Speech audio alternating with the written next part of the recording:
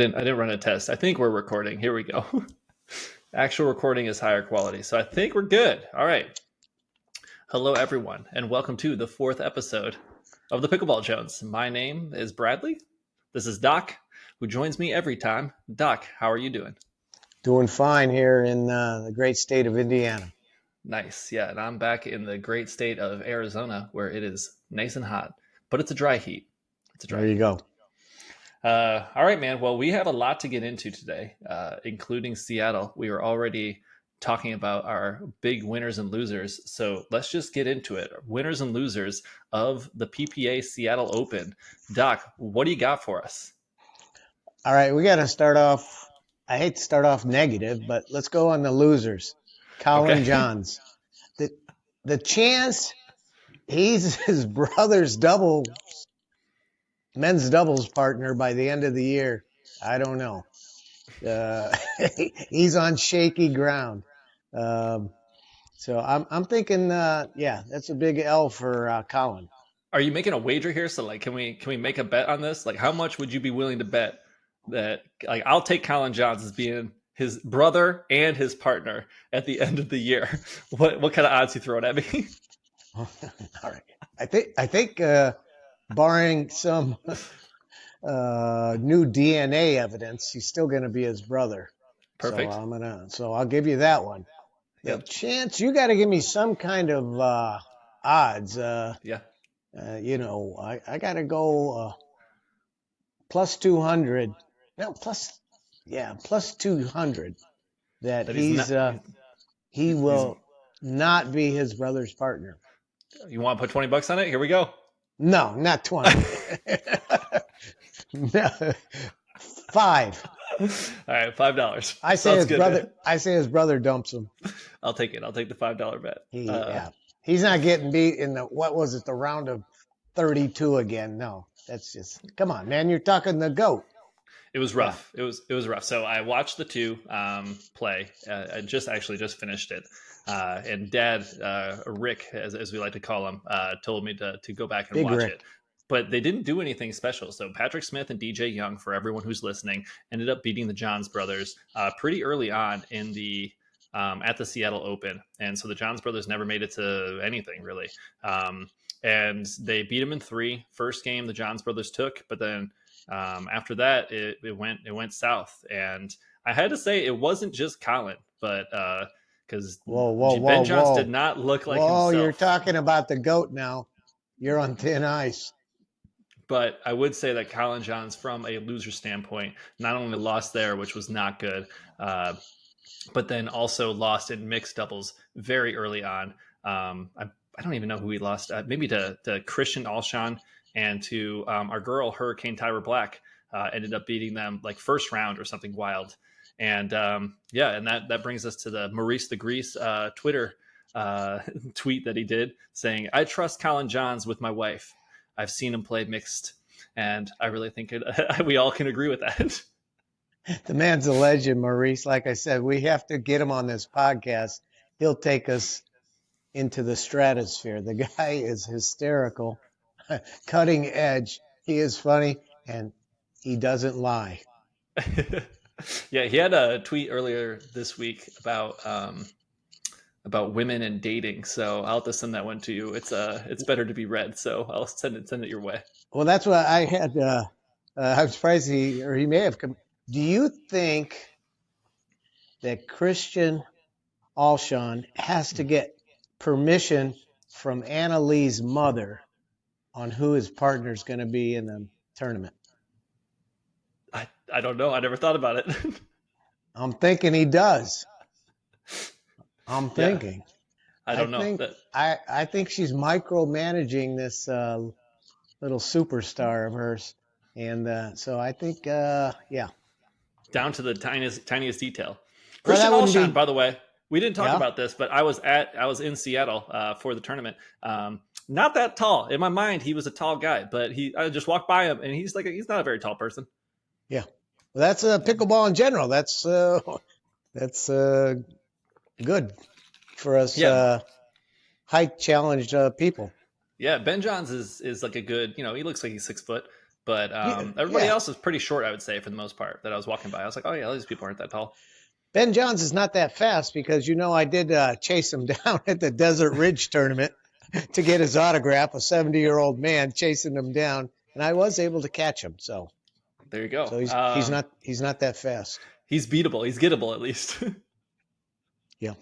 Yeah, and we saw it today, or this weekend with Patrick Smith and DJ Young. So all right, so that's that. Okay. We got one loser. What else do you want to go through? I got another loser, but it's going to surprise you. It's a loser and a winner. Okay. Riley Newman. All right, talk to me.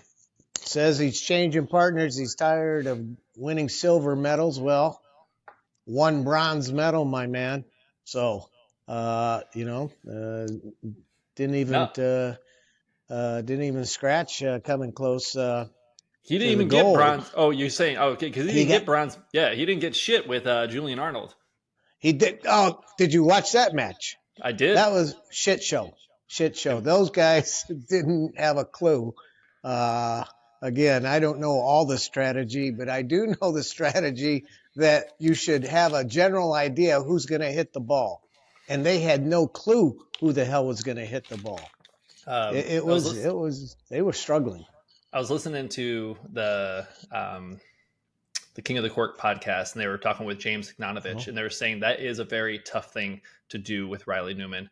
First off, you're playing with him, but because he's so good, you kind of shit on yourself a little bit. But two is because he goes for a lot of the middle balls and things like that, and he has that weird like backhand, his pancake grip, and so he takes a lot of balls that you typically wouldn't take on that side, and it throws people off. But you could definitely tell in this last one, it looked like hell. And watching it live, I was like, ooh, this is not a good partnership. Maybe you should have stuck with Matt Wright and just took that silver. Yeah, maybe they'll work it out, but it didn't feel like it was something that was going to be worked out in any short order.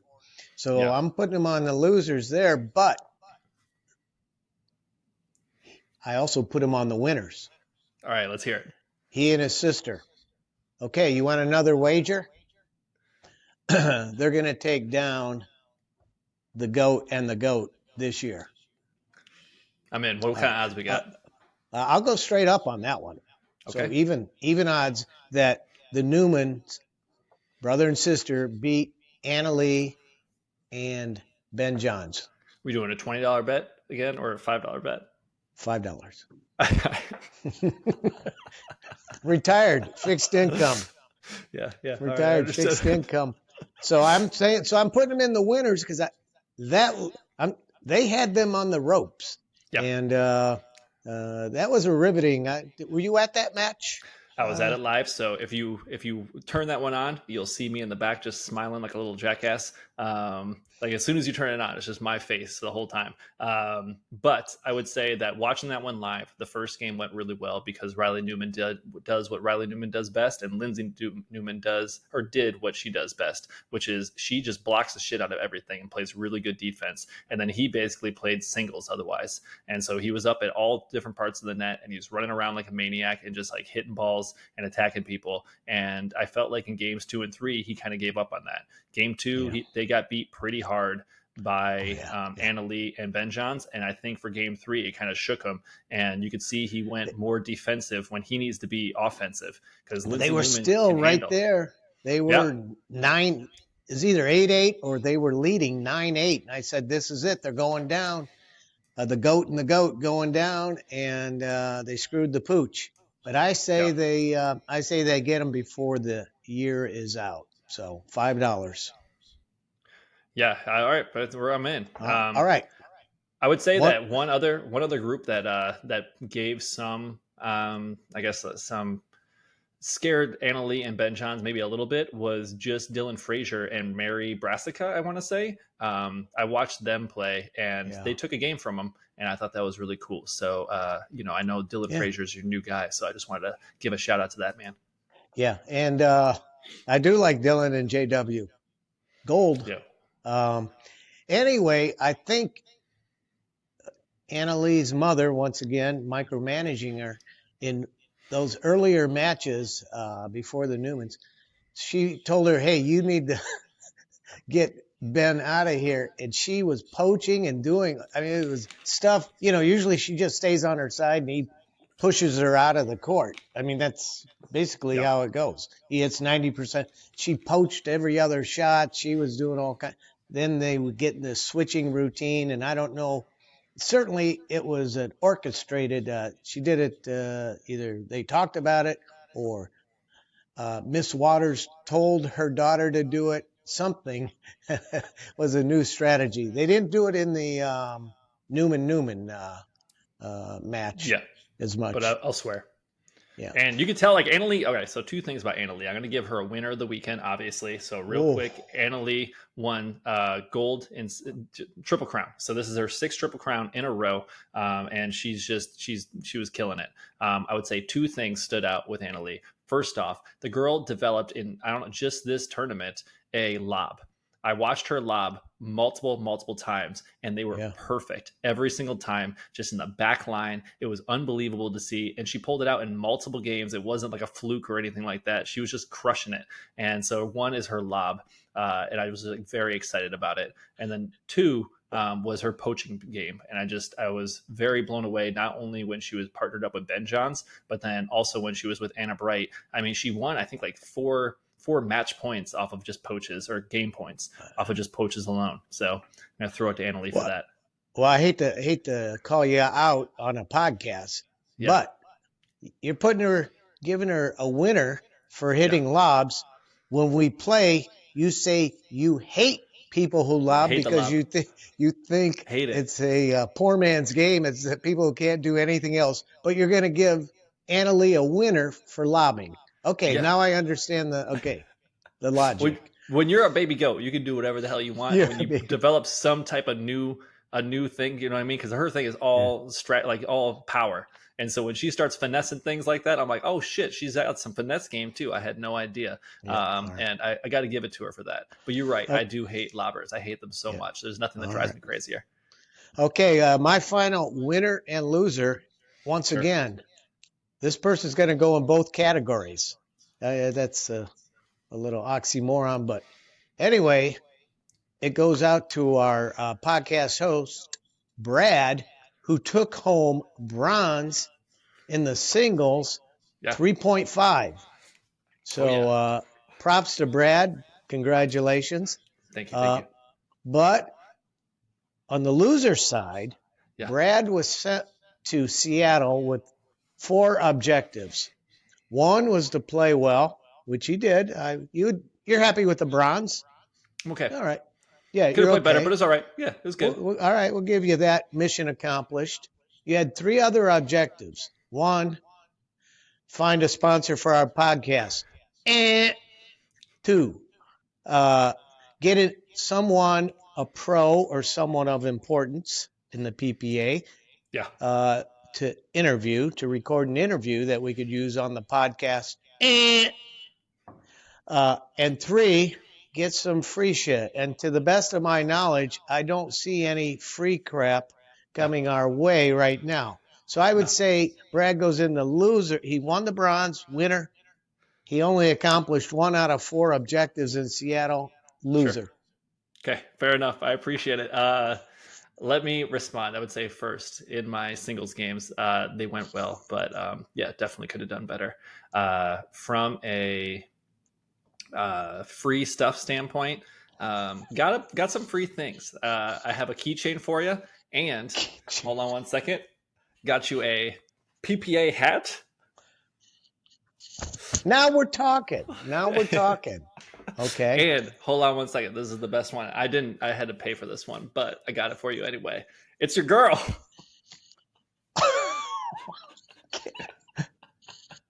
It looks it looks just like her. It's got a picture of her crotch all over the front of the shirt. I figured you'd love it. I do love it, but I don't know what my wife's going to think about having her crotch all over the front of my chest. So my favorite part about this one was, obviously I wanted to get it signed by Leah Jansen, and I went to ask her. She did one of these. And she gave me a big no, absolutely not. And that was it. And just fucking walked away because she was, like I said, it was hard to find her. And all the pros, you know how they are. They're just around and doing stuff or whatnot. Yeah. Well, she had just lost a women's doubles match probably like 15 minutes earlier, and she was Yeah. not feeling it. And I had to shoot my shot, but yeah, she told me to go fuck Yeah. myself. Yeah. And that's her hometown. And, so she had a lot of crap going on. And so, we'll knock her down a half a peg for that.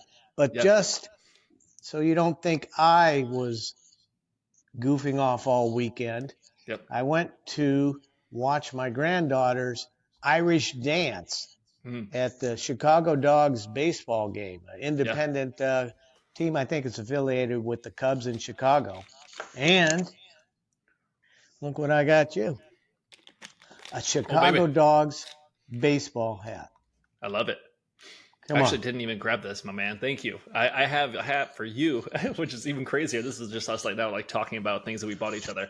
But I went to a minor league team there. It was called the the Seattle Fish Sticks. So I got you a fish stick hat. So get ready on the lookout for that. All right. Well, good. Anyway, right. we were talking about your girl Leia. She officially has retired from singles. To me, she is both a winner and a loser this weekend. A loser in that she retired from singles, but also like she's kind of old, so I understand. And after playing singles for me, it hurt like hell. Like I was like sore for like 4 days after. Like it was like not good. So I don't know how those people do it, but you kind of have to give her a loser on that. And because she lost to Anna Lee. However, she took it like a champ. She like lost and she was kind of sulky for a minute, but then she gave a really good interview and she was like right back to her normal self, which I liked. So I'm going to give her a winner for that. But I want to kick it over to you. Leia Jansen, no longer playing singles. How do you feel about it? Well, first of all, I'm going to say you're off screen. I cannot see you. It's fine. So don't worry about it. Okay. She has type 1 diabetes, and she's been outspoken about that. And Is she? Does she? I had no idea. Play. And she said, consulting with her physicians, that they have recommended or encouraged her to give up. And I could see the rigorous. You specifically told me how do they do it when you just played in the singles. And that's it. And they're playing singles, mixed doubles, doubles. So I could see, from a medical standpoint. But I did read a little think that's her deal is singles, that she's only medaled twice in doubles, mixed or same category doubles. And so really she should be doing just singles. Maybe she should just stick to only singles. Yes. So how's she going to feel about that paycheck that she is going to be greatly diminished if she's not on the podium? So we'll see. In fact, this writer suggested that this may be a short-lived singles retirement. So we'll wait and see on that. Nice. All right. Well, Leia Jansen, you will be missed because we do like hearing from you and you sulking around and telling me to go fuck myself when I ask you for an autograph. So yeah, that's a little rough. But under the circumstances, we'll give her a pass. Happens again. She's going on the shit list. All right. So another loser for me is Etta Wright's family. And so a little backstory to this one. I was sitting next to a man. He was telling me that his daughter was about to come on and play, or his niece, I'm sorry. And he was like, I taught my niece how to, I was there when she first played pickleball. I introduced her to the sport. And I was like, all right, man, like whatever, no big deal. I'll just like, I'll cheer on your niece. I didn't know who it was. And sure enough, like it was Etta Wright.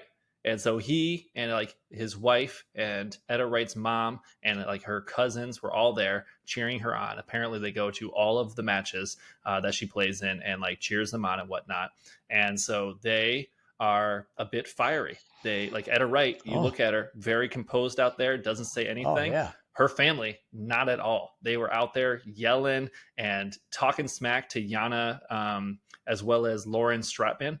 And like literally talking to him to the point that the game got interrupted and they had to like Yana and Lauren had to like turn around and like confront Etta Wright's family and was like talking smack or whatever. And so Etta Wright and Tarashenko took game one, like 11-4. It was like no problem. Everything was going well. And ended up losing the second game. And you could see like Lauren and Yana get more and more fired up. And usually that takes us out of our games. But I think it actually amped up their game because in the last game, they just beat the crap out of them to the point that Lauren Stratman ended up blowing kisses to Etta Wright's family as she took the W. And I had just never seen a crowd, or I guess like a family member, cost somebody a game like that. And I just thought it was very interesting. So I'm going to give a big L to the family, but also like, you know, if that man's story is true that he introduced Etta Wright to pickleball, you know, I guess like it's fine. It's Yeah. a wash. Yeah, we hate to put Etta, we'll put her family on there because we saw her at the MLP there in February in Mesa, and she was very cordial and kind to us and didn't know us. She seemed like a very nice person. So, yeah, but bad news for her family. Yeah, anyway, so I'm going to give that one. And let's see, what else? From a winners and losers standpoint, that's really all I got. Doc, I know that you wanted to bring up Alshon. Alshon, I was just bringing up just about him playing with Tyra. I like that combo. I'm not a big tweener king fan, but playing with Tyra, who we said last podcast, one of our favorites now. I think that's it. And they did well, I believe, didn't they? I don't think they medaled, but they played well. Plus, they're young, so I think they're gonna do well. And then, like I said, but you know, he's got a lot of pressure. Leah or Annalise' mother probably calling him, asking what time he's coming over to pick up Anna Lee, have her back by 9 o'clock, you know, all that sort of thing. Yep. And so, of course.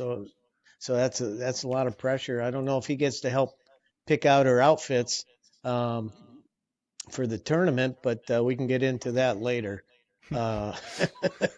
because someone needs to address some of that. We'll get into it in 1 second. So real quick, so Christian Alshon ended up beating Hurricane Tyra Black, played with Hurricane Tyra Black, and they beat Colin Johns and Etta Wright in the first seed. So they were 23 seeds.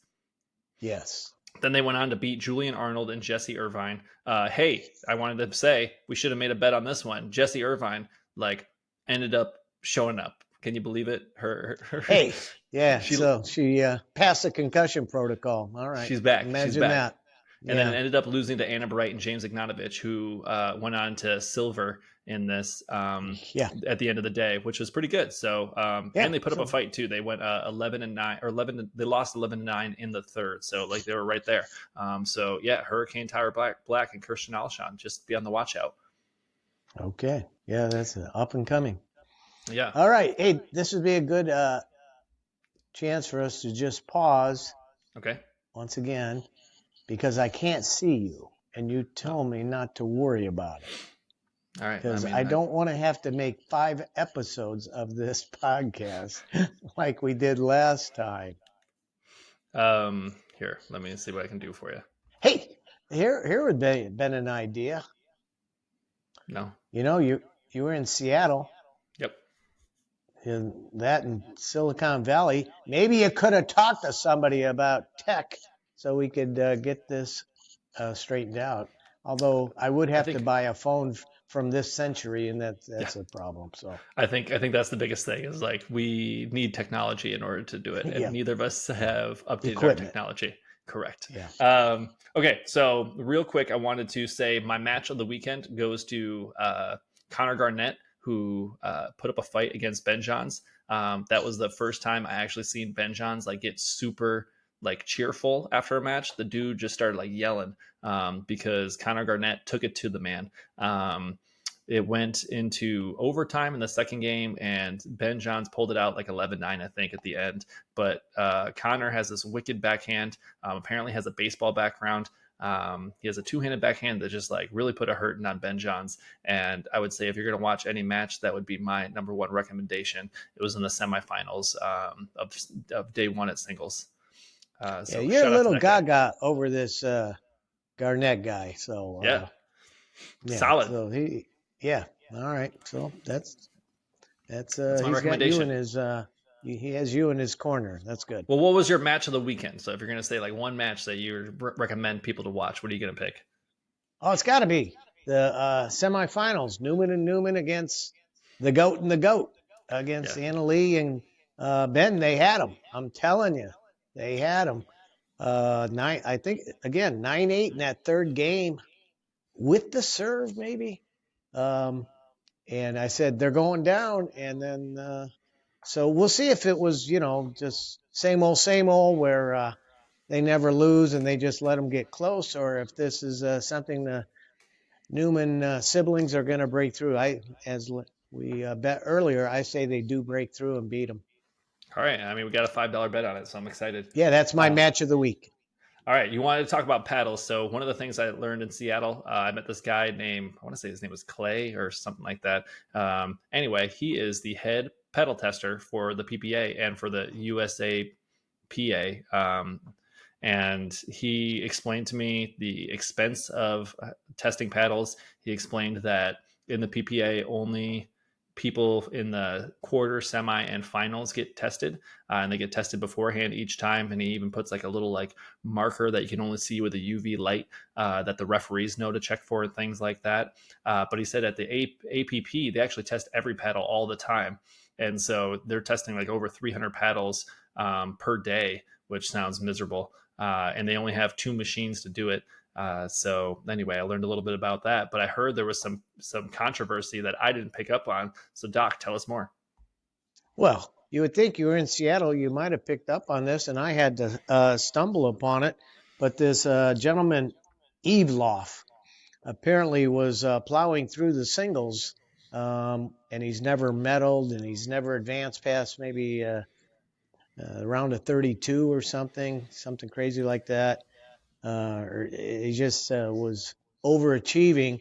And 3 matches in a row, his opponent, again, I don't know how, we'll have to get the rules on the PPA with the paddle testing, but his opponent in 3 consecutive matches called for a paddle test on his paddle. And I don't know how the PPA ruling works, because I know when DJ did it in the last, he did it too late or some such thing. And but anyway, the paddle passed, but they said it added some controversy and took some of the limelight out of the matches. And, he's getting labeled just like in golf back when they had the grooves were too deep on the face of the golf club. Yeah. So I suspect they'll eventually get this all figured out, and they'll get more than 2 machines, for God's sakes. You're on CBS, you're on ESPN. Come on, get your act together. You can get some money to buy a few more machines. Yep. And so I just, but what are they testing for, Brad? You talked to the guy for a half hour. What are they looking at? So they're looking at spin and they're looking at pop. So like paddle degradation within the middle or whatever is like one of the aspects. And then the other one is I just like that I'm seeing our old man Bud back there. Bud coming over in the middle of the podcast, but that's okay. He's gonna be a guest on the podcast one of these days. But I'm excited for it. He's got to work up to it. But he's bringing food over, so that's always a good sign. So they're testing for 2 things. First is spin, and so that's like looking at surface and things like that. And the second is core degradation, and I guess that's like what allows that pop. So they're checking for both of those things. The machines cost anywhere from like $20,000 for the spin one, and the other one's like $50,000. But again, like you said, it's just it's a write-off, man. It's a write-off. You guys got to get more than 2 machines. It's ridiculous. Come on, Colin Johns is making what? Couple mil on his endorsements, and you can't find a paddle machine to check the paddles. Come on, PPA, step up your game. You want to be big time. Let's get it together. Yeah, get your shit together. All right, my last winner of the weekend is Whataburger, because even though Anna Lee Waters is not sponsored by them, she was wearing their shorts. And so God bless Anna Lee Waters. God bless Whataburger. They do have great toast, so I'm a big fan. Well, she can fill out those shorts, and she looked good in those shorts, the Whataburger shorts. Yeah. But for God's sakes, how do I put that? As I told, it looked like she was wearing shorts from when she was a toddler. When I was watching the match, I go, come on, are those hers? I think she put the wrong shorts on. So anyway, that's just a grumpy old man's opinion about. Yeah. But then remember we saw what she wore when she threw out the first pitch at the Nationals or whatever Braves game, and so Yeah, you I just guess don't her agree mother. with her clothing choices, but it's a new day. It's a new day there, And, Doc. So yeah, right. You're not supposed to objectify and do all this stuff, and you got this 16-year-old out there. I don't know. fair enough. All right, but that's everything. I think from the last little bit, my only other thing is the pros had to wait constantly for my court. So they even when they're not playing, they're constantly playing. And so the three people who were like the best were Rafa Hewitt, who literally gave me some advice when I was playing somebody. He was just like, "Hey, his backhand is trash. Just keep hitting his backhand. Don't even feel bad about it." And because he wanted my court and wanted me to win, which was like very nice of him. And I did end up winning that match, so God bless. And then the Hurricane Tyra, and then Vivian Glasman. All three of them were kind of having to wait for my court, and so they were just being very nice and cheerful whenever I would hit good shots. So shout out to them for being good spectators. I think that's part of the appeal of pickleball right now, is that you're up close and personal with these pros that we're enamored with watching. Yep. But they're standing right there playing on the court next to you, or sitting by you in the crowd or whatever. So I think that's part of. I don't know if it'll always be like that, but for right now, that's part of the attraction of pickleball. The closeness with the game and Yeah, the absolutely. pros, and so yeah. I would say two things for pickleball. My favorite thing about pickleball, one, is just that it's it can unite everybody. Doesn't matter if you're a man, woman, old, young, or whatever. You can get on a pickleball court, and for the most part, as long as you're pretty good, you can compete with everybody else, and it's wild to see the combinations that you get in there. And then two is when you go to a pro game, like you said, you're just amongst the pros. They're no different than you and me. They get a text message just like I get a text message, and we show up to courts, and it's just kind of the same old shit over and over again. And it's just wild for now, at least, until this gets too big and we no longer get that closeness, I would say. Yeah, and that's going to be one of the things we talk about in our future podcasts when this thing goes big and hits Las Vegas. Excuse me, the betting lines, and that's when you're going to want to be in early on our podcast, because that's where we're going to set us apart. Yeah, we're already making bets today. Hey, before we go, I do know you wanted to bring up some numbers, so you going to do that for us? I think we're going to save that for next time. Oh, okay. There we go. We're running along, I guess. So we're going to do it. Yeah. One last one for you. Anna Bright signed my hat because she is playing for the Orlando Squeeze, and I did it in front of James Ignatovich, and so it just was nice just to not talk to him at all and just talk to Anna Bright, who was a lovely person. Anyway, that's all. Well, if I had my choice, that's who I'd rather talk to. So I think you made. Oh, I think we can actually do this. Yeah, I was going to say, this would be pretty good shit doing this. Right here. Okay. Was clearly the right call. She went for the earning. So, Doc, we're looking at this right here. Yeah. They're going to be a quick replay. Here we go. She is. That's a dangerous sight for the Newmans as Riley is starting to take over on his side, up 3-1. He does go after her. All right. So we saw. All right. Are we? We're going right now. Here we go. So we just watched Riley Newman hit Anna Lee, post a fault of Anna Lee. I gave Anna Lee a loser on this one, and that is my bad because, if anything, Riley Newman is at fault here. And he just blasted one at Anna Lee Waters, when the play was already over. That's ridiculous. That's exactly what happened, my man. And it was sorry, not sorry. No, he smacked her. He had time to hold up. He it could be a reflex, but he did it. I mean, he tried to hit her. He may wish he hadn't done it, and after he looked somewhat remorseful. But no, it was Bush League. If I'm standing out there and the play's already been called and someone rockets one at me, no, I'm calling bullshit. Yeah, no, that's it. Okay. Well, Riley Newman, loser of the weekend. And Anna Lee, she looked frustrated, but honestly, I'd be pissed too. I probably would have tried to throw my paddle at him, much like Althoff. Speaking of which, it's Althoff Merchant's birthday today, so I just want to give a happy birthday to Althoff. We hate him, but also respect the shit out of him for being an old man who's just a fucking monster. Yeah, we beat him up pretty good on the last podcast, but we did say there's a possibility of him being a great man. We don't really know. But we don't. But he's a piece of shit on the pickleball court. But we got to say, he's pretty goddamn good too. So, good on him. Yeah, good on him. I'll never be on the court with him, so I don't have to worry about putting up with his antics. But Mr. Merchant, happy birthday. Happy birthday, brother. And Riley, that was a dick move. Yeah, I don't know. Riley Newman is not my favorite pickleball player. I'm just going to throw that out there. No, his sister doesn't bother me. Love Lindsay Newman. She's great, but the brother I cannot handle.